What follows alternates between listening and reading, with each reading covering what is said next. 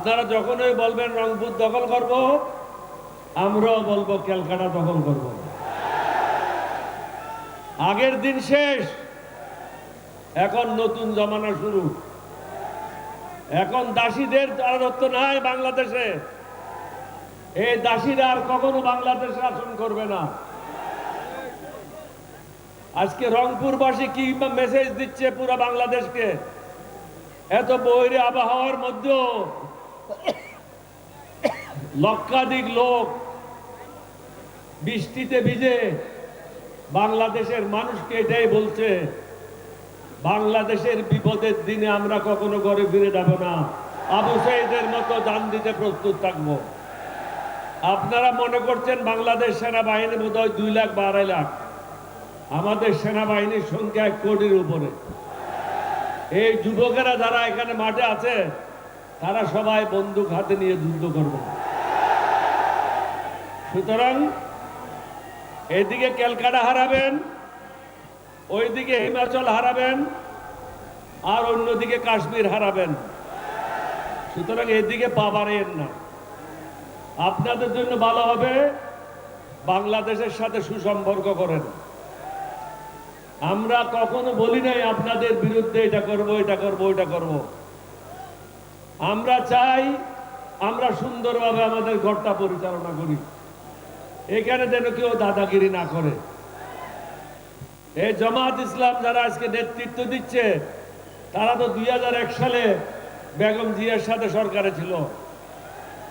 তাদের সময় কি আপনাদের বিরুদ্ধে কোনো কাজ করেছে? করে নাই।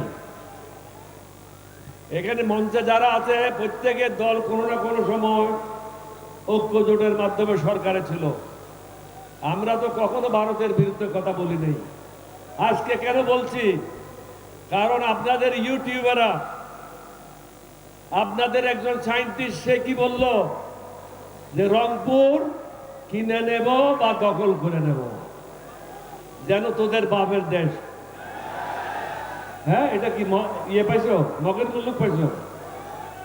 আরে বেটা, আমরা যুদ্ধ করে স্বাধীন হয়েছি। হাসি তামাশা করো না, পরনে ধুতি থাকবে না। নিজের দেশ নিজে সামলাও, আমাদের দেশ আমাদেরকে সামলাইতে দাও। এই পরিস্থিতিতে আমাদেরকে যেতে দিয়েন না। দয়া করে সংসদে বিল এনে সংস্কারগুলি বাস্তবায়ন করেন। আমি খুলনার মিটিংয়েও বলেছি, একটা সংস্কার নিয়ে আপনার সমস্যা আছে। এই সংস্কারটা কি? কোন ব্যক্তি যদি প্রধানমন্ত্রী হয়, তাহলে সে দলীয় প্রধান থাকতে পারবে না। এই বিষয়টা আপনি 11 দলীয় জোটের সাথে বসেন, বসে এটার মীমাংসা করেন আলাপ আলোচনার মাধ্যমে। অন্যগুলি সুশাসনের জন্য প্রয়োজন। বর্তমান নির্বাচন কমিশনার যদি থাকে, বর্তমান নির্বাচন কমিশনের সদস্যরা যদি থাকে, তাদের অধীনে স্থানীয় সরকার নির্বাচন কখনো সুস্থ হবে না। এবং আমরা এটাতে হয়তো অংশগ্রহণ করবই না। আমরা কি চাই? একটা কমিটির মাধ্যমে সমস্ত জায়গায় পদায়ন করা হবে।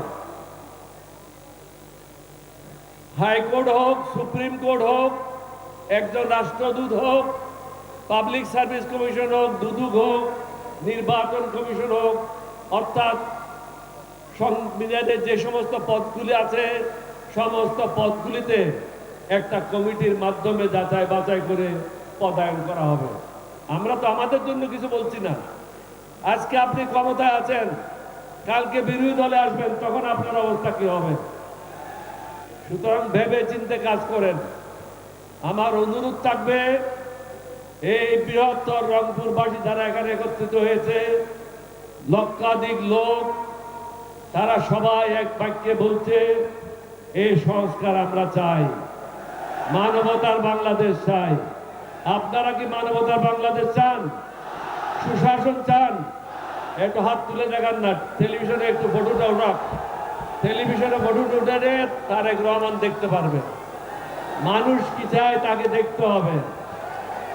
আপনাদের সবাইকে ধন্যবাদ। বাংলাদেশ জিন্দাবাদ।